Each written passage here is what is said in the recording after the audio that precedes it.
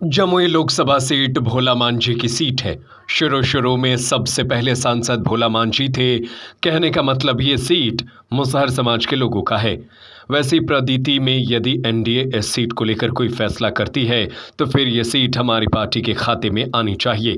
ये बातें हिंदुस्तानी आवाम मोर्चा के राष्ट्रीय संरक्षक जीतन राम मांझी ने कही। दरअसल बिहार के जमुई सीट से फिलहाल लोजपा रामविलास के राष्ट्रीय अध्यक्ष चिराग पासवान वर्तमान में सांसद हैं और वो इस सीट से वापस से चुनाव लड़ने का दावा भी कर रहे हैं। ऐसे में अब इस सीट पर हाल ही के दिनों में एनडीए में शामिल हुए जीतन राम मांझी ने भी अपना दावा किया है। मांझी ने साफ कहा है कि जमुई सीट उनके समाज के लोगों की सीट है, इसलिए इस बार यहां से मुसहर समाज के लोगों को चुनाव लड़ाया जाए या नहीं, उनकी पार्टी के किसी नेता को चुनाव लड़ाया जाए। वहीं दूसरी तरफ इस सीट के वर्तमान सांसद चिराग पासवान पिछले कई महीनों से लगातार हाजीपुर से चुनाव लड़ने की बात कहते रहे हैं। चिराग पासवान कहते हैं कि हाजीपुर उनके पिता रामविलास पासवान का कर्मभूमि है।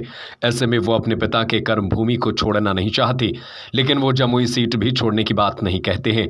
ऐसे में जीतन राम मांझी के लिए एनडीए क्या फैसला लेती है, ये तो भविष्य के गर्भ में छुपा हुआ है। उधर इससे पहले सोमवार को मांझी ने यह बताया था कि अक्टूबर महीने में एनडीए के सहयोगी दलों की बैठक होगी, जिसमें सभी पार्टियों की सीटें तय की जाएगी।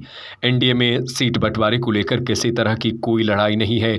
उन्होंने कहा कि हमें जो सीट मिलेगी उसी पर लोकसभा चुनाव लड़ेंगे, लेकिन अब उन्होंने जमुई सीट से चुनाव लड़ने की बात कही है। आपको बता दें कि अभी इंडिया गठबंधन में भी सीट बंटवारे को लेकर बैठक होनी बाकी है।